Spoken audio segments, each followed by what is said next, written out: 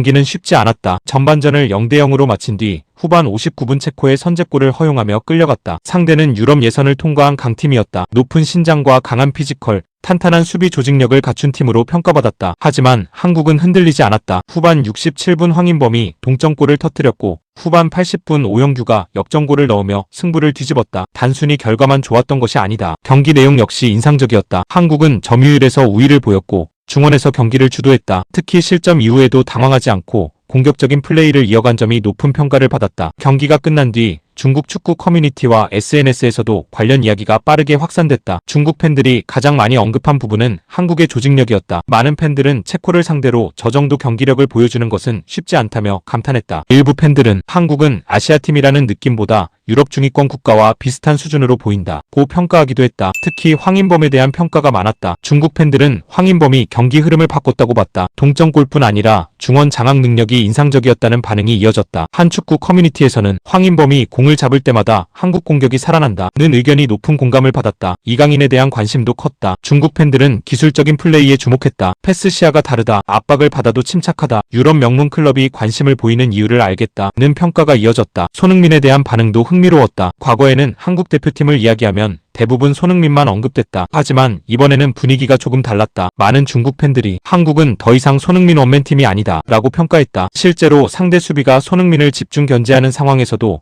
다른 선수들이 활약하며 승리를 만들었기 때문이다. 오영규 역시 큰 주목을 받았다. 역전골을 넣은 뒤 중국 팬들 사이에서는 새로운 스타가 나왔다. 한국은 공격수 세대 교체도 성공하는 것 같다는 반응이 나왔다. 중국 팬들이 가장 부러워한 부분은 유럽파 숫자였다. 현재 한국 대표팀 핵심 선수 상당수가 유럽 리그에서 뛰고 있다. 손흥민, 김민재, 이강인, 황인범, 오영규 등 여러 선수들이 유럽 무대 경험을 쌓고 있다. 중국 팬들은 한국은 해외파 선수층이 너무 두껍다. 대표팀에 들어오는 선수들의 경험 자체가 다르다 고 평가했다. 반면 중국 축구 현실을 언급하는 반응도 많았다. 한국은 월드컵에서 체코를 이기는데 우리는 본선 진출도 어렵다. 언제쯤 저 수준에 도달할 수 있을까? 한국과 중국의 격차가 오히려 더 커지는 것 같다는 자조적인 의견도 적지 않았다. 일본과 비교하는 반응도 나왔다. 많은 중국 팬들은 현재 아시아 축구를 이야기할 때 가장 먼저 한국과 일본을 언급했다. 아시아에서는 한국과 일본이 확실히 한 단계 위에 있다. 두 나라 모두 유럽파가 너무 많다. 월드컵에서 경쟁하는 수준 자체가 다르다는 평가가 이어졌다. 이번 승리 이후 한국의 16강 가능성에 대한 언급도 많아졌다. 체코를 잡으면서 조별리그 통과 가능성이 크게 높아졌기 때문이다. 중국 팬들은 한국은 최소 16강 경쟁력이 있다. 멕시코전 결과에 따라 조 1위도 가능하다. 이번 대표팀은 생각보다 강하다 고 평가했다. 물론 아직 한 경기만 끝난 상황이다. 월드컵은 긴 대회이고 멕시코와 남아공이라는 변수도 남아있다. 하지만 체코를 상대로 보여준 경기력은 분명 인상적이었다. 특히 실점 이후에도 무너지지 않고 경기를 뒤집었다는 점에서 높은 평가를 받고 있다. 이번 한국의 역전승은 단순히 승점 3점을 얻은 경기 이상의 의미를 가진다. 아시아 축구가 유럽팀을 상대로도 충분히 경쟁할 수 있다는 것을 보여줬고 중국을 포함한 많은 아시아 축구 팬들에게 강한 인상을 남겼다. 지금 중국 축구 팬들이 가장 많이 하는 이야기는 단순하다. 한국은 월드컵에서 승리를 노리는 팀이 됐다. 그리고 그 사실이 이번 체코전에서 다시 한번 증명됐다는 반응이 이어지고 있다.